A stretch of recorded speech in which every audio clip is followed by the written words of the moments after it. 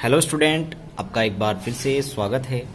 पिछले चैप्टर में हमने एक्सपोर्ट जो व्यापार होता है, जिसे निर्यात व्यापार कहते हैं, उसके बारे में समझा था। किस तरह का उसका प्रोसेस है, किस तरह अगर हम भारत से किसी दूसरे देश में निर्यात करते हैं तो उसके क्या रूल्स हैं, किस तरह से सारी चीज़ें हैं, मैंने उस चैप्टर में आपको समझाई थी जो इससे पहले का चैप्टर था।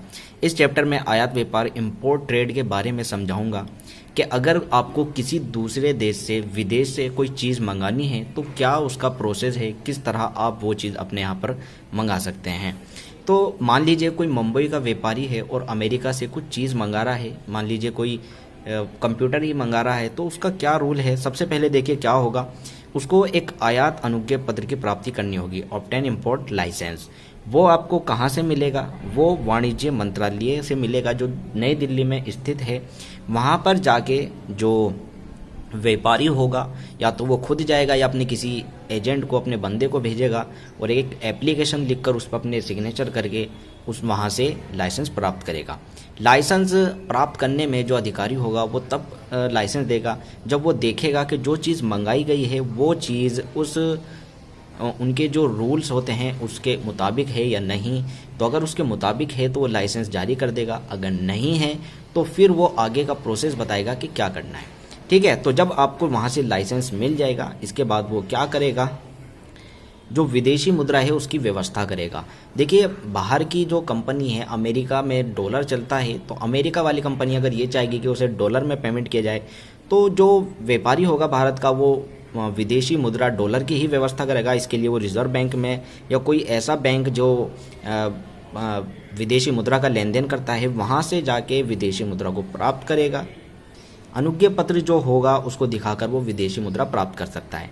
इसके बाद जो इंडेंट होता है, तो इंडेंट में वो अपनी जितनी रिक्वायरमेंट होती है वो सारी लिख देता है।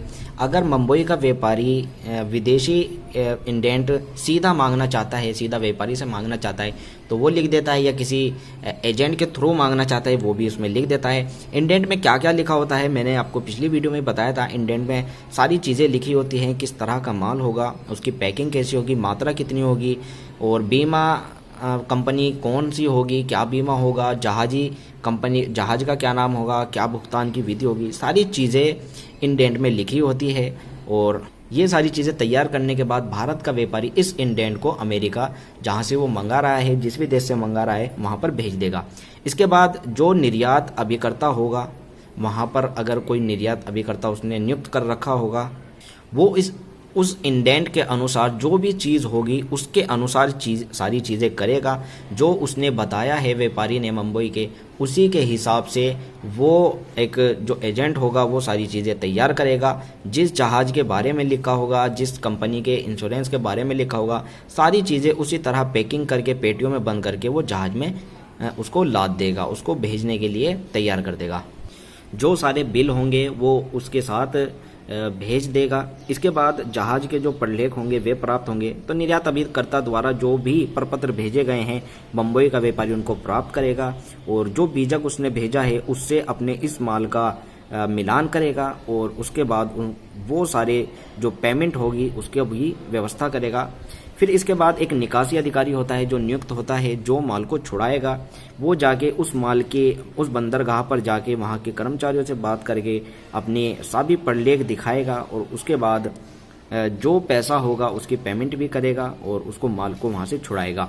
इसके बाद जो जहाजी कंपनी होती है उसके ऑफिस में जाके जहाजी कंपनी के वहाँ पर जहाज के जिस बंदरगाह पर माल उतरा है वहाँ से भी माल छुड़ाएगा, और उसके बाद वो अगर जहाज का कोई पेमेंट हो तो उसको भी देगा। इसके बाद आयात कर चुकाएगा, जो भी आयात कर होगा उसकी भी पेमेंट करेगा। जो बिल्टी वगैरह जो बिल उसने भेजे होंगे, जितने भी टैक्स होंगे, ड्यूटी होंगी, वो सारी चुकाएगा। इसके बाद एक दृष्टि बिल होगा। ये क्या होता है, यदि किसी एजेंट के पास माल का पूरा विवरण ना हो तो उसको एक ये बिल भरना होता है, और इस बिल में वो घोषणा करता है कि उसके द्वारा जो बातें लिखी गई हैं वो सारी सही है, और इस घोषणा पत्र पर जो वहाँ का अधिकारी होगा, चुंगी अधिकारी होगा, उसकी सहमति जरूर होती है। इसके बाद डॉक व्यय का भुगतान करेगा। डॉक व्यय क्या होता है कि जब माल को वे छुड़ा लेगा और डाक से बाहर निकाल लेगा तो उसका भी भुगतान होता है, जिसकी वजह से माल वो नहीं ले सकता। तो उसकी 2 चालान की प्रतियां भरेगा, उसमें वो चालान के जो रकम होगी डॉक की वो डाक के अधिकारी को जमा करेगा और इसके बाद वो एक प्रति अपने पास रख लेगा और एक प्रति उसको दे देगा।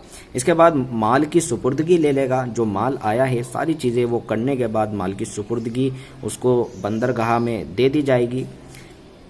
वो अपना माल उतार लेगा, सारी चिन्हें उस पर लगे होंगे माल पर वो देख लेगा, माल का मिलान कर लेगा, ये भी देखेगा कि टूट फूट नहीं हुई है।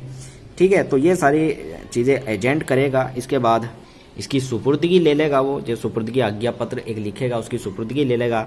इसके बाद प्रमाणित जो गोदाम होगा जहाँ पर माल रखा जाएगा वहाँ पर उसको माल को रखेगा और उसका जो किराया वगैरह होगा सारी चीज़ें वो चुकाएगा और अगर उसको फिर उसके बाद उस माल को वो माल का जो क्रेता होगा जिसने माल मंगाया है उसके पास भेज देगा। तो जिस तरह जो भी चीज़ें होंगी, जिस भी तरीके से वो भेज रहा है सारी चीज़ें वो लिख करके सारी चीज़ें उसमें मेंशन करेगा। जो पेमेंट होगी वो सारी उसको अपने जो मालिक होगा मुंबई का उसको भेज देगा। इसके बाद मुंबई का जो मालिक होगा वो माल को अगर रेलवे से भेज रहा है तो रेलवे से जाके छुड़ा लेगा और इसके बाद उस रेलवे से जहाँ पर उसका घर होगा या उसका गोदाम होगा वहाँ तक लाने में चुंगी अगर होगी तो चुंगी का भुगतान करेगा। चुंगी क्या होती है कि एक स्टेट से जब दूसरे स्टेट में माल आता है तो उस बीच एक स्टेट वाला दूसरे स्टेट से चुंगी लेता है, तो ठीक है उसका चुंगी का भुगतान करेगा। तो ये सारी चीज़ें करने के बाद उसको माल प्राप्त हो जाएगा। प्रमुख जो इसके प्रलेख हैं वो यही हैं। सबसे पहले तो इंडेंट है, इंडेंट में सारी चीज़ें लिखी होती हैं, किस तरह का माल है, क्या मंगाना है, सारे वो रूल बताएगा किस तरह भेजना है जैसे मैंने बताया था। फिर प्रवेश बिल या दृष्टि बिल है, फिर विदेशी बिल है, फिर डॉक चालान है और डॉक वारंट है, फिर रेलवे बिल्टी है। तो ये इसके प्रलेख हुए। तो ये था आज का चैप्टर, उम्मीद करता हूँ आपकी समझ आया।